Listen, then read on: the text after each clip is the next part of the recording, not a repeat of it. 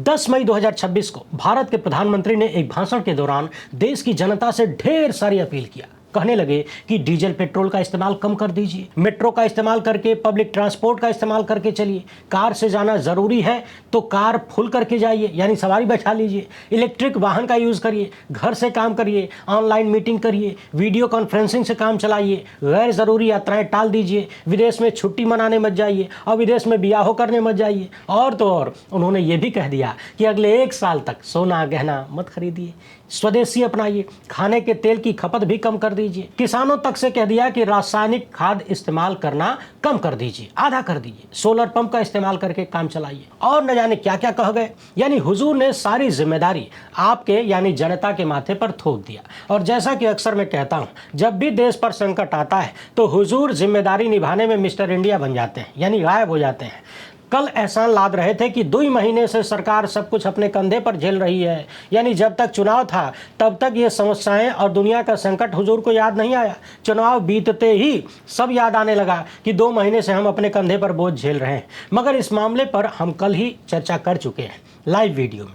आज हम इसके भीतर जाने का प्रयास करेंगे और ये देखेंगे कि किस तरीके से हुजूर ने अपने एक भाषण के जरिए भारत के करोड़ों लोगों को, जी हां, करोड़ों लोगों को सड़क पर लाने का प्लान बांट दिया है। जिस तरीके से देश की जनता ने थाली ताली बजाने वाला मूर्खतापूर्ण काम किया था बिना सोचे समझे, उसी तरह अगर यहां भी लोगों ने बात मान लिया तो फिर भारत में करोड़ों लोग सड़क पर आ जाएंगे, खाने पीने के लाले पड़ जाएंगे। तो इस वीडियो में हम वही आंकड़ा देखने का प्रयास करेंगे कि अगर लोगों ने सोना चांदी वगैरह खरीदना बंद कर दिया, आभूषण खरीदना बंद कर दिया, किसानों ने खाद प्रयोग करना बंद कर दिया, तो फिर कितने परिवार आर्थिक तबाही का मंजर झेलने को मजबूर हो जाएंगे। किसानों ने यदि प्रधानमंत्री की बात मान लिया तो उनका क्या होगा। और जो स्वदेशी अपनाने की बात हुजूर ठोक के गए हैं, यदि अचानक से लोगों ने ऐसा कर दिया तो लोगों के जीवन पर कैसा संकट आने वाला है, क्या यह संभव भी है।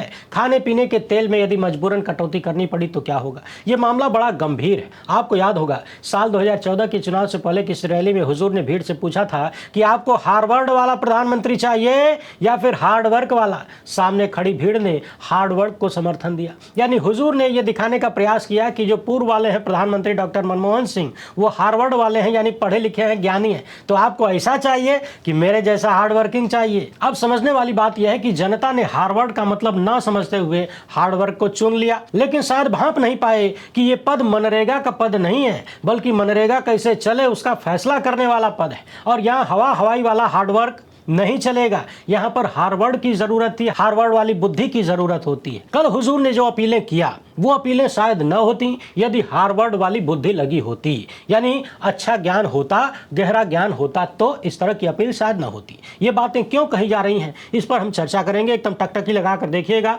और सोचिए कि प्रधानमंत्री क्या बोल के चले गए। यदि सच में लोगों ने मान लिया तो स्थिति कितनी भयावह हो सकती है। उधर आम आदमी पार्टी के सांसद संजय सिंह ने भी इस मामले पर तगड़ा बयान दिया है, वो भी देखेंगे। आगे बढ़ने से पहले आप सभी से एक छोटी सी अपील है, पहली बार है तो चैनल को सब्सक्राइब करके घंटी बजा दीजिए टन से। हर वीडियो को लाइक और शेयर करना आपकी जिम्मेदारी है। इसके अलावा आप जानते हैं कि हम किसी धन्ना सेठ या राजनीतिक दल के दम पर चलते नहीं, तभी खुलकर आपके मुद्दों पर बात हो पाती है। हमारा काम पसंद आता हो तो इसके QR कोड या अपने मोबाइल नंबर का प्रयोग करते हुए जो भी हो सके आर्थिक सहयोग भेजने का प्रयास जरूर करें। बहुत बहुत धन्यवाद।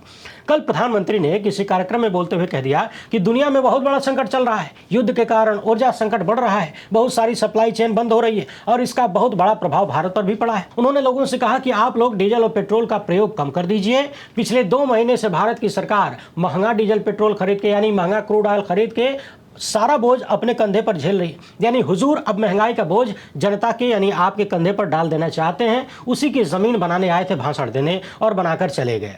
इंतजार करिए कब और कितना महंगा डीजल पेट्रोल होने वाला है। और ध्यान रहे इस मामले पर कीमतें बढ़ने से पहले जितनी ज्यादा चर्चा कर लेंगे कीमतें उतनी कम बढ़ेंगी। अगर खामोश रहे तो लपेट दिए जाएंगे, वो भी अच्छे से। हमने कल की वीडियो में विस्तार से बताया था कि कैसे डीजल पेट्रोल और ऊर्जा संकट जो भारत में आया है यह सिर्फ और सिर्फ भारत की सरकार और भारत के प्रधानमंत्री की कमजोर विदेश नीति का नतीजा है। हुजूर ने अमेरिकी राष्ट्रपति डोनाल्ड ट्रंप के कथित दबाव में आकर रूस से तेल खरीदना बंद कर दिया, जबकि रूस काफी सस्ता तेल दे रहा था भारत को। और जब तक सस्ता तेल खरीदा तब तक भी देश की जनता को फायदा नहीं मिला। लगभग पूरा लाभ अंबानी, सेठ और अन्य निजी कंपनियों को मिला। यानी रूस सस्ता तेल भारत की जनता को दे रहा था और हुजूर ने सेठों को सौंप दिया। यानी सस्ता तेल मिला भारत की जनता के लिए लेकिन गया सेठ की जेब में। और अब जब तेल महंगा हो रहा है तो उसकी भरपाई देश की जनता करेगी। और ध्यान रहे, मैं पहले दिन से लगातार बता रहा हूं कि कैसे पहले कथित रूप से अमेरिकी दबाव में रूस से तेल खरीदना बंद किया और उसके पहले ही ट्रंप के सत्ता के दबाव में ही ईरान से तेल खरीदना बंद कर दिया था। यानी जहां से हमारे पुराने और बेहतरीन रिश्ते थे, वहां से सस्ता तेल मिल सकता था, उन सब से न जाने किस दबाव में आकर हुजूर ने, पता नहीं कौन कौन फाइल आती है, उन सब के कथित रूप से दबाव में आकर खरीदना बंद कर दिया। और अब सारा ठिकरा कहां फोड़ा जा रहा है? आपके कपार पे। हुजूर ने यह भी कहा कि हमारे पास तेल के कुएं नहीं है। सवाल है कि 12 साल से सत्ता में है, आपने स्टोरेज बढ़ाया क्यों नहीं? क्या आत्मनिर्भर का नारा खाली जुमला था? अब जब आसपास के तमाम देश युद्ध की परिस्थितियों को देखकर तैयारी कर रहे थे, तब तो आप खाली यहां वहां घूम के चुनाव प्रचार कर रहे थे। कैसे विपक्षी पार्टियों को तोड़ लें, कैसे इनके विधायक को खरीद लें, कैसे उनके सांसद को खरीद लें, कैसे किसको डरा दें, किस पे छापेमारी करवा दें, किसको जेल भेज दें। पूरा टाइम तो इसी में चला जाता है। फिर देश के बारे में और देश की जनता के बारे में सोचेंगे कब? बहरहाल हुजूर ने यह भी कहा है कि हमें विदेशी मुद्रा बचानी है, इसलिए सोना चांदी और आभूषण अगले 1 साल तक नहीं खरीदें। यानी सोना चांदी अगर खरीदेंगे तो विदेशों से आएगा, मंगाना पड़ेगा, और विदेशों से मंगवाया तो डॉलरवा खर्च होगा, यानी विदेशी मुद्रा बचाना है। अब समझने वाली बात यह है कि 1 साल तक सोना नहीं खरीदने की बात हुजूर ने क्यों कह दिया? इसका एक कारण यह भी है कि रुपया कमजोर हो रहा है बहुत तेजी से। अगर लोग सोना चांदी के आभूषण खरीदते रहे तो जल्द ही ये 100 के पार चला जा सकता है। बहरहाल मूल बात यह है कि अगर देश की जनता ने सच में अगले 1 साल तक सोना चांदी के आभूषण वगैरह खरीदने बंद कर दिए तो कितने लोगों का जीवन संकटग्रस्त हो सकता है डायरेक्ट। अब आगे के आंकड़ों को जरा ध्यान से सुनिए। आपकी स्क्रीन पर ये जो दिख रहा है इंडिया ब्रांड इक्विटी फाउंडेशन का आंकड़ा है, जो कि नवंबर 2025 का है। इसमें बताया गया है कि भारत में कम से कम जेम्स और ज्वेलरी सेक्टर में 50 लाख से भी ज्यादा लोग काम करते हैं, यानी उनको रोजगार मिलता है। वहीं कुछ दूसरे आंकड़े जो कि मिनिस्ट्री ऑफ एक्सटर्नल अफेयर्स से निकल कर आते हैं, वहां से पता चलता है कि 82 लाख से भी ज्यादा लोग इस सेक्टर में भारत में रोजगार पाते हैं। यानी मोटा मोटी मानकर चलिए कि कम से कम 50 लाख से लेकर 80 लाख से भी ज्यादा लोग इस पूरे जेम्स एंड ज्वेलरी, सोना चांदी, आभूषण कारोबार से सीधे या परोक्ष रूप से जुड़े हुए माने जाते हैं। यानी 80 लाख लोगों का परिवार इस तरह के व्यापार से पलता है। अब यदि आप एक व्यक्ति के अंतर्गत 5 लोगों का परिवार जोड़ लें, यानी एक परिवार में 5 सदस्य हैं, तो सोचिए कि लगभग 4 करोड़ का यह आंकड़ा हो जाता है। यानी प्रधानमंत्री ने कल जो अपील किया है कि अगले 1 साल तक सोना चांदी आभूषण वगैरह खरीदना बंद कर दीजिए, यदि जनता ने इसको स्वीकार लिया तो फिर भारत में 4 करोड़ से भी ज्यादा लोगों के जीवन में संकट आना तय है।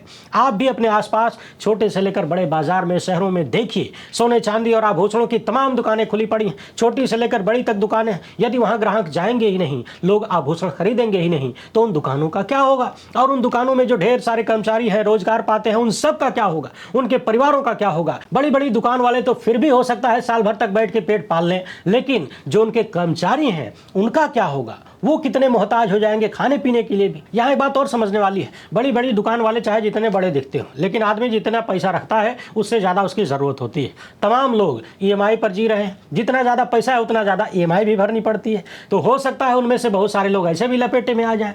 और सबसे मूल सवाल ये है कि जो सिर्फ खाने भर का ही पाते हैं, जिनका पेट किसी तरह से पल पाता है इससे रोजगार में, उनका क्या होगा? यहाँ बताया गया है कि भारत में सोना और हीरा व्यापार का देश के कुल GDP में लगभग 7% का योगदान है और रत्न एवं आभूषण क्षेत्र में लगभग 50 लाख से ज्यादा लोग काम करते हैं। अन्य तमाम रिकॉर्ड देखने से पता चलता है कि भारत में सोना चांदी, आभूषण, हीरा, रत्न मिलाकर करीब 7.3 लाख करोड़ रुपए का बाजार है। 7.3 लाख करोड़, जिसमें लगभग 2 लाख करोड़ का एक्सपोर्ट भी बताया जाता है। सिर्फ सोने के उद्योग का योगदान भारतीय GDP में 1.3% बताया गया है। यानी अगर लोगों ने सोना चांदी और आभूषण खरीदना बंद कर दिया अगले 1 साल तक, तो GDP भी इसका झटका झेलने को मजबूर होगी। जाहिर सी बात है, जब पूरा बाजार ठप होगा तो नुकसान हर तरफ होगा। यानी 5 ट्रिलियन वाला सपना और 2047 तक विकसित भारत, ये मान के चलिए कि अब यहाँ से खाली बकवास हो गया है। अब सवाल यह है कि अगर इस सेक्टर में रोजगार पाने वाले 80 लाख लोग बेरोजगार हो जाएंगे और अगले 1 साल तक उनका काम धंधा बंद हो जाएगा, लोग सोना चांदी आभूषण खरीदना बंद कर देंगे, तो इनका खर्चा कैसे चलेगा? परिवार कैसे चलेगा? क्या प्रधानमंत्री ने इसके बारे में कोई प्लान किया है? उन्होंने ग्राहकों से तो कह दिया कि आप खरीदना बंद कर दिए, लेकिन बेचने वालों का क्या उनके बारे में कुछ नहीं कहना चाहिए था? इसी तरह एक महत्वपूर्ण बात उन्होंने खेती में प्रयोग होने वाले केमिकल फर्टिलाइजर को लेकर भी कह दिया। किसानों से कहने लगे कि आप 50% तक कम कर दीजिए। अब सवाल यह है कि किसान केमिकल फर्टिलाइजर का प्रयोग करते क्यों है? क्या उनको मजा आता है या उनके पास पैसा बहुत हो गया है फर्टिलाइजर में खर्च करने के लिए? बिल्कुल नहीं। किसानों की मजबूरी है केमिकल फर्टिलाइजर का प्रयोग करना, ताकि पैदावार को बढ़ावा दिया जा सके, यानी मुनाफा बढ़ाया जा सके। अगर किसानों ने इसका प्रयोग बंद कर दिया तो जाहिर तौर पर उत्पादन घटेगा, कृषि उत्पाद भी कम होंगे। इससे किसानों की आमदनी तो घटेगी ही, ग्राहकों की भी घटेगी, और ग्राहक तो सब हैं। इस मामले में तो कोई भी ये नहीं कह सकता कि हमारा खेती किसानी से कोनो लेना देना नहीं है जी। यानी सोना चांदी तो फिर भी एक ऐसी चीज है जो ना खरीदें तो पेट जिंदा रहेगा। हालांकि बेचने वालों का पेट कैसे चलेगा ये नहीं पता, मगर ये जो खेती के प्रोडक्ट्स हैं, खाने पीने की चीजें हैं, अनाज है, दलहन है, तिलहन है, अगर इनका पैदावार कम हुआ तो ये सब महंगे हो जाएंगे। यानी इसका असर सिर्फ किसानों पर नहीं, हर व्यक्ति पर होगा। पहले से ही देश में 85 करोड़ लोग 5 किलो राशन के भरोसे जिंदा है। 100 करोड़ भारतीयों के पास खाली पेट पालने का पैसा है, उससे ज्यादा वो सपना भी नहीं देख सकते, क्योंकि जेब खाली है। ऐसे में यदि खाद्यान्न भी जबरदस्त तरीके से महंगे हुए तो फिर देश को कौन संभालेगा, लोगों का पेट कैसे भरेगा। डीजल पेट्रोल का जो संकट आ रहा है उसके कारण पहले क्षण से जो मार पड़ेगी वो गिग वर्कर्स पर पड़ेगी। यानी जो आपके घर तमाम तरीके के सामान डिलीवरी करने आते हैं, ओला, उबर, रैपिडो जैसी तमाम सर्विसेज जब आपको मिलती हैं, वो लोग मोटरसाइकिलें से आते हैं, ज्यादातर 4 पहिया वाहन से भी आते हैं। उन सब का क्या होगा यदि अचानक से तेलों की कीमतें, गैसों की कीमतें और ज्यादा बढ़ जाएंगी तो उनका चलना मुश्किल हो जाएगा, फिर उनकी कमाई बंद होगी। या तो वो किराया बढ़ा दें और बढ़ा हुआ किराया लोग देने में दिक्कत करेंगे। डिलीवरी चार्ज अगर अचानक से डबल हो जाए तो बहुत सारे लोग ऑनलाइन ऑर्डरें बंद कर देंगे। यही हाल पिछले कई महीनों से एलपीजी सिलेंडरों को लेकर चल रहा है। पिछले दिनों मैंने एक ठेले वाले से पूछ लिया तो उसने बताया कि 3000 से कम में तो कोई सवाल ही नहीं है कि कोई सिलेंडर मिल जाए, कभी कभी 5000 से भी ज्यादा देना पड़ता है। अब आप सोचिए कि कॉमर्शियल सिलेंडर का दाम पिछले 4 महीने में लगभग डबल हो गया, और उसके बाद जब ब्लैक में लेना होता है तो वो और डबल हो जाता है, यानी 3 का 6 भी पहुंच जाता है। ऐसे में तमाम ठेले खोमचे और गरीबों को क्या कुछ नहीं झेलना पड़ेगा और झेलना पड़ रहा है। क्या कोई सोच रहा है? इन ठेलों पर जो लोग जाते हैं खाने पीने, वो अरबपति नहीं होते हैं, वो नेताओं के, वो बड़े बड़े नेताओं के परिवार वाले नहीं होते हैं। यहाँ वही लोग खाने जाते हैं जिन्हें सस्ता और किफायती चीज मिल जाती है।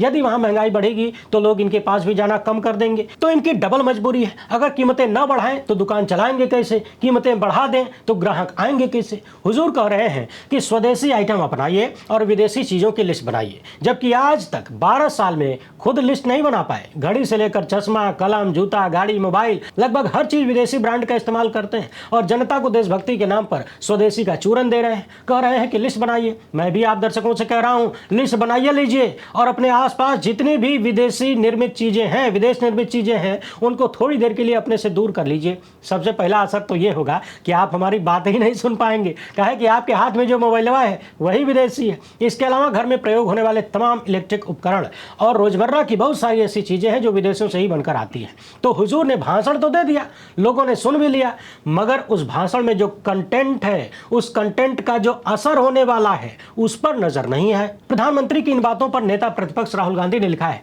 कि मोदी जी ने कल जनता से त्याग मांगे। सोना मत खरीदो, विदेश मत जाओ, पेट्रोल कम चलाओ, खाद और खाने के तेल कम करो, मेट्रो से चलो, घर से काम करो। ये उपदेश नहीं है, ये नाकामी के सबूत है। 12 साल से देश को इस मुकाम पर ला दिया गया है कि अब जनता को बताना पड़ रहा है कि क्या खरीदें, क्या ना खरीदें, कहां जाएं, कहां ना जाएं।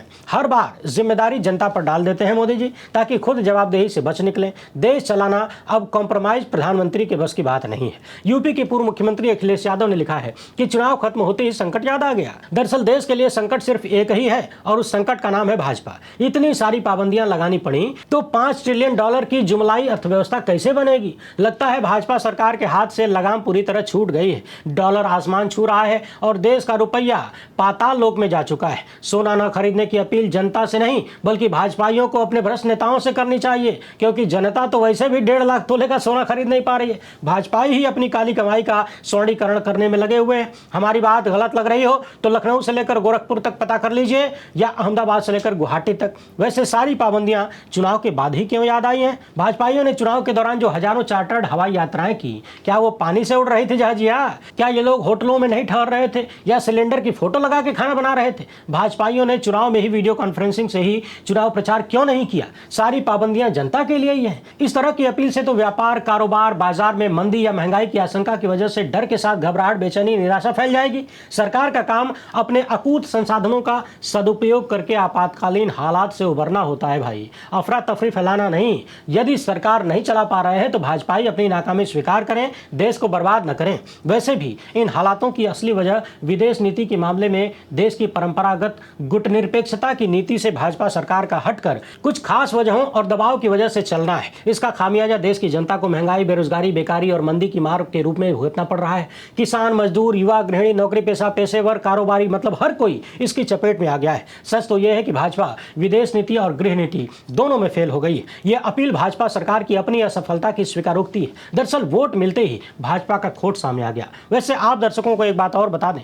10 मई को हुजूर ने देशवासियों से कहा कि फालतू की विदेश यात्राएं मत करिए, बचिए, और खुद 15 मई को विदेश यात्रा पर जा रहे हैं। वो भी एक नहीं बल्कि 5-5 देशों की यात्रा पर जा रहे हैं। 15 मई को जाएंगे और 20 मई तक घूमेंगे, यानी 6 दिन की विदेश यात्रा पर जा रहे हैं। अब ये मत पूछिएगा कि जो अपील जनता से किया है वो खुद क्यों नहीं मानते। खुद कहा है नहीं ऑनलाइन बातचीत कर लेते, ऐसी कौन सी बात है जो ऑनलाइन नहीं हो सकती। पूरे चुनाव में इनके नेता भर भर के गाड़ियों से रैलियां निकाल रहे थे। हाल ही में उत्तर प्रदेश में एक सड़क का उद्घाटन होना था, उसमें सैकड़ों की संख्या में सरकारी बसों को लगा दिया गया, भाड़े की भीड़ भर भर के बुलाई गई। सवाल है कि क्या ये पेट्रोलियम पदार्थों का दुरुपयोग नहीं था। इस मामले पर आम आदमी पार्टी के सांसद फिलहाल इतना ही। वीडियो पसंद आए तो ज्यादा से ज्यादा लोगों तक पहुंचाएं। पहली बार है तो चैनल को सब्सक्राइब कर लीजिए। हमसे जुड़ने के लिए बहुत बहुत धन्यवाद। जय हिंद।